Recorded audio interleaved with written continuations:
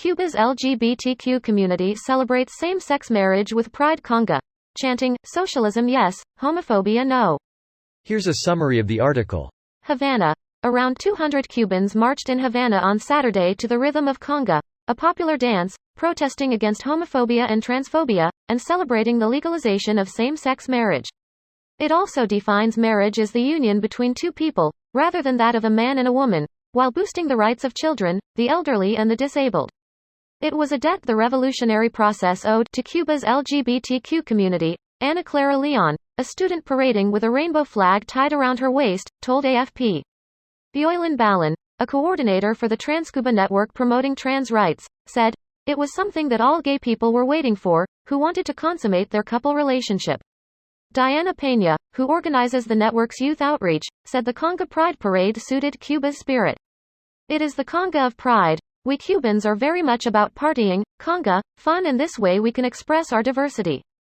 The march was led by Mariela Castro, daughter of one of Cuba's revolutionary leaders Raúl Castro and a supporter of the family code, alongside Lee Cuesta, wife of President Miguel Díaz-Canel. Cuba's machismo culture was exacerbated in the 1960s and 1970s, when the government ostracized the LGBTQ community, sending many to militarized agricultural labor camps. This post received a score of 10,000, with an upvote ratio of 88%. Here are the top comments in response to this article. I know Cuba doesn't have a very LGBT-friendly history, but man, for a city of 2,200,000 people doesn't sound big. Huh, I had to check. You're right, Havana has a population of 2.4 m. It feels more like 400K. I've been there a couple of times. Outside of Havana and a few other cities, it is an extremely rural country. Especially in the mountainous areas.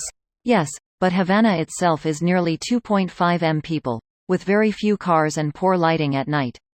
Walking around the city it feels smaller. It doesn't have any of the markings that come with a city if its size, even in developing countries.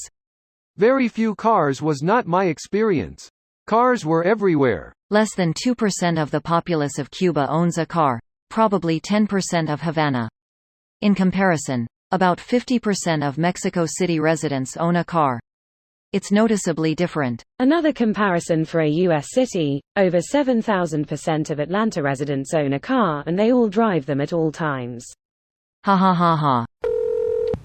Love knows no boundaries. Everyone deserves equal rights and acceptance. It definitely knows boundaries for conservatives. Oh, those pedophiles love crossing boundaries. Plenty of conservatives don't see any boundaries when it comes to marrying children. They say no to healthcare, yes to pregnant 12-year-olds. Yo, that face in the thumbnail. Wasn't too long ago that Cuban-American actress was on stage in blackface. Holy shit. What the heck does socialism have to do with being gay? They're in Cuba and trying to hold a demonstration that doesn't come across as anti-government, hence the slogan of socialism yes and homophobia no. They are demonstrating, but it is not anti-government. I love it when comments talk about Cuba like the people secretly hate the government and are scared of it. LOL. Yeah, so weird that people would think that. Cuba is an evil socialist country. That's why we have an embargo in place that may not explicitly say others can't trade with Cuba, but instead would prevent anyone who does trade with Cuba from docking in U.S. ports for at least 6 months. We are the good guys. Cuba was better off being a backyard for American billionaires and mob bosses, and the Cuban people were wrong for wanting to take control of their country and dare to resist against the interests of the United States. End the Cuban boycott. I was around when it started and I see absolutely no reason why it should continue. Stupid as hell. Boycott. In the early 60s the communists, led by Fidel Castro, took over Cuba and ran the U.S. out. A lot of rich people had a lot of money invested in Cuba in every sector and they lost all that money. Money speaks very loud in the U.S. Then the Russian moved nukes to Cuba and set up shop. We had a big standoff. The Russians removed the nukes and we embargoed Cuba, no trade.